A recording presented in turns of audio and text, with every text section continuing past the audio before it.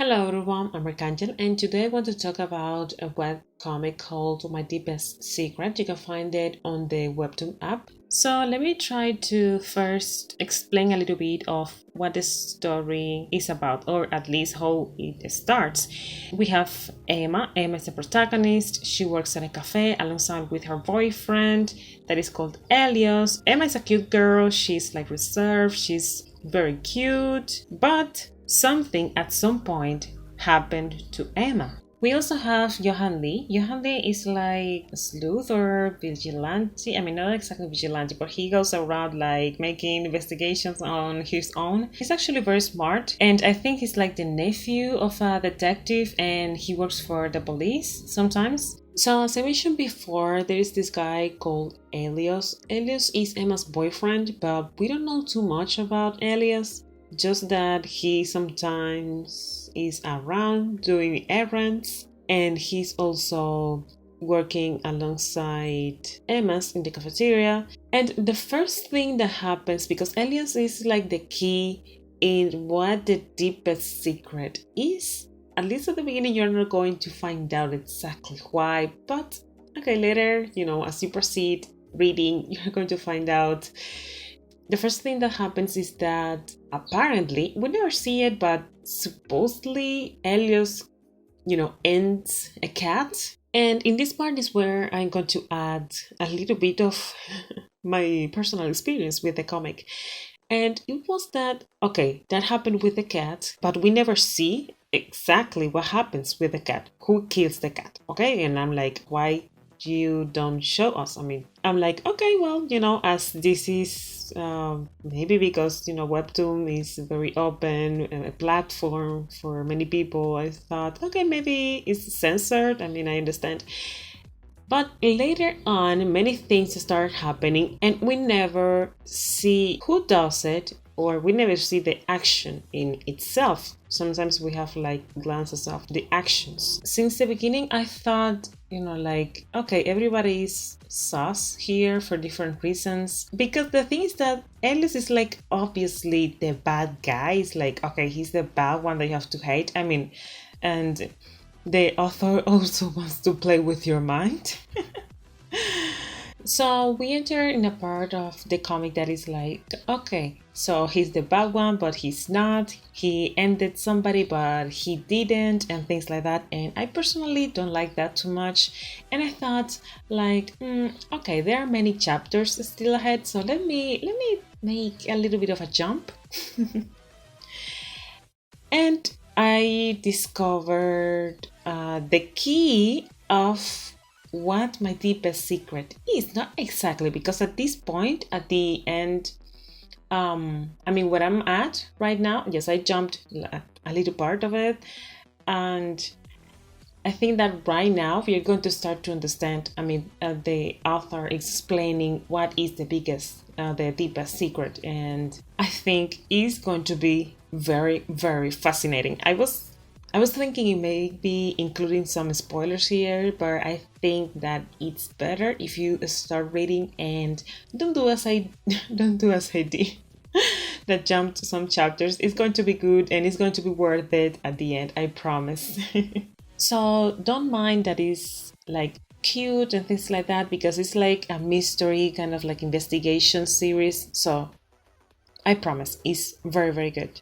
For the second part of this video, I want to talk about the new movie from Ghibli Studio called Earwig and the Witch on HBO Max. It was also featured in some cinemas on February. I saw some articles calling the movie controversial, but I think that calling it controversial is not correct to describe what people think about the movie, because when you say something is controversial, it's because maybe shares doubtful morals or subjects that are not very well accepted today in society. So I don't think it's controversial. I must say that I didn't watch the movie, and I understand that the movie is interesting. I mean, the story, but I remember that the first thing that I saw from this movie was a picture that they share showing the style that they were going to use for this movie. And I have to say that I was very disappointment is not the word, because I thought at the moment, maybe, hopefully, that was not the final product, and oh my god, it was. I don't remember, I think it was on a YouTube channel, I don't remember. A lot of people were thinking the same thing, maybe this is not the final product, they are going to polish it a little bit more, but it never happened. Some people say that Hayao Miyazaki left his son alone in this movie, like kind of like a negative thing. But we have to understand that if he wants to continue making movies, he has to learn. And he cannot be dependent on his father all the time. He has to find his own style of directing, and well, that's my thought about that. And the other thing is that, as this was the first time that they tried the 3D animation, they had to do things like Pixar does. Like sometimes they share some shorts with the public, and I'm not sure, but I think those are like experiments that they do to show people new things, maybe trying new techniques. I'm not very sure about this, that's my opinion.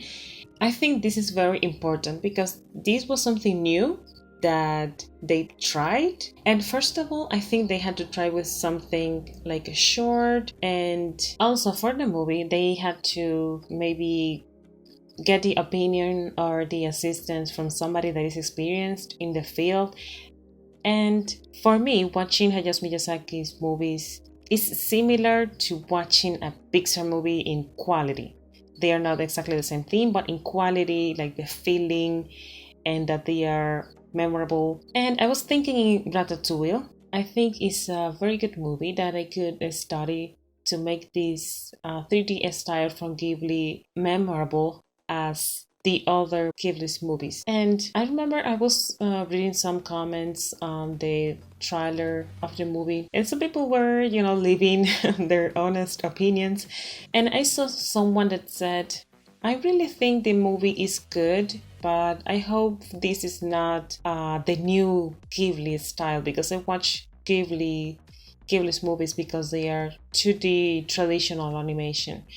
And I think this is something that is very, very Ghibli, the 2D animation, because there are, I think, no other company does that anymore. 2D animation feels very good. It looks good. I don't know why Disney doesn't do that anymore. I think that's something that Ghibli does, and they do very, very well. If they do some 3D movies, is great, but I think that they should keep their 2D traditional animation. That's just my opinion, of course. So guys, I'm going to talk a little bit about this illustration that I did. I did it like a month ago, more than a month ago. As you can see, it's like Easter, an Easter illustration, like a bunny with an Easter egg. And I had to do many things in those times, so it took me like more than a week. I think like 2 weeks to finish it.